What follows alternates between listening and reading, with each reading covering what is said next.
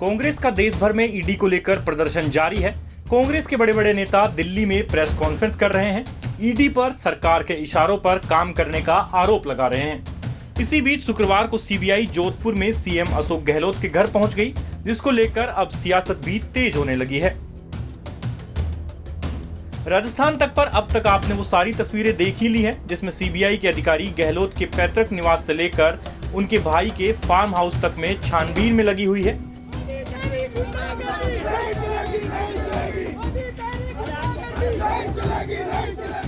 क्या है पूरा मामला और क्यों सीबीआई के निशाने पर हैं सीएम गहलोत के भाई अग्रसेन गहलोत, समझिए इस खबर के साथ। शुक्रवार को अचानक ही सीबीआई सीएम गहलोत के भाई अग्रसेन के ठिकाने पर पहुंची। उस समय अग्रसेन घर पर ही थे। सीबीआई की टीम में 5 अधिकारी दिल्ली और 5 अधिकारी जोधपुर से हैं। सीएम गहलोत के भाई पर आरोप है कि प्रतिबंधित पोटास को नमक बताकर एक्सपोर्ट किया गया। 2007 से लेकर 2009 के दौरान central board of excise and customs and Messrs Indian potash limited आदि ने अधिकारियों सहित अन्य लोगों के साथ एक साजिश रची थी। इसके तहत धोखाधड़ी से कुल 24,003 मीट्रिक टन म्यूरेट की खरीद और निर्यात करने में मदद की थी।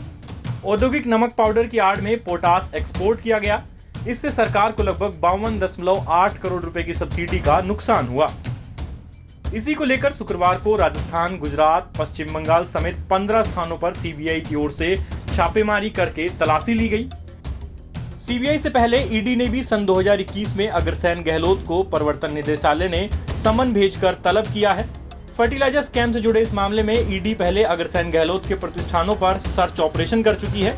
ईडी ने 2021 के जुलाई माह में आखिरी बार अग्रसेन गहलोत के ठिकानों पर राजस्थान समेत कई जगहों पर छापेमारी की थी। यह पूरा कथित घोटाला म्यूरेट ऑफ पोटास के निर्यात के इर्द गिर्द घूमता है, जिसे इंडियन पोटास लिमिटेड द्वारा आयात किया जाता है और किसानों को रियायती दरों पर कंपनियों के माध्यम से वितरित किया जाता है।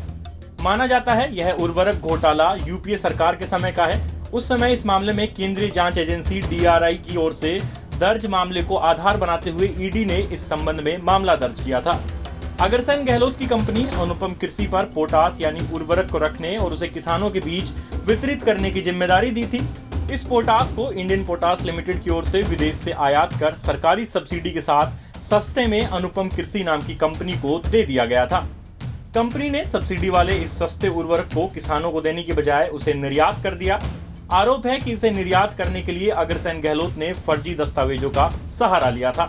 इससे अग्रसेन गहलोत और उनकी कंपनी को काफी फायदा हुआ था।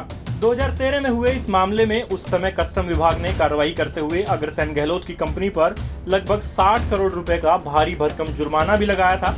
उसके बाद ईडी की टीम ने दिल्ली सहित पश्चिम बंगाल, राजस्थान और गुजरात के कई लोकेशंस पर छापेमारी भी की थी। इस रेड के दौरान मिले अहम दस्तावेजों और सबूतों को आधार बनाते हुए प्रवर्तन निदेशालय की टीम ने आगे जांच पड़ताल की थी। बीते साल भी जब अग्रसेन के ठिकानों पर छापेमारी की गई थी तो उस समय राजनीति काफी गर्माई थी। कांग्रेस और बीजेपी में जमकर आरोप प्रत्यारोप का दौर चला था।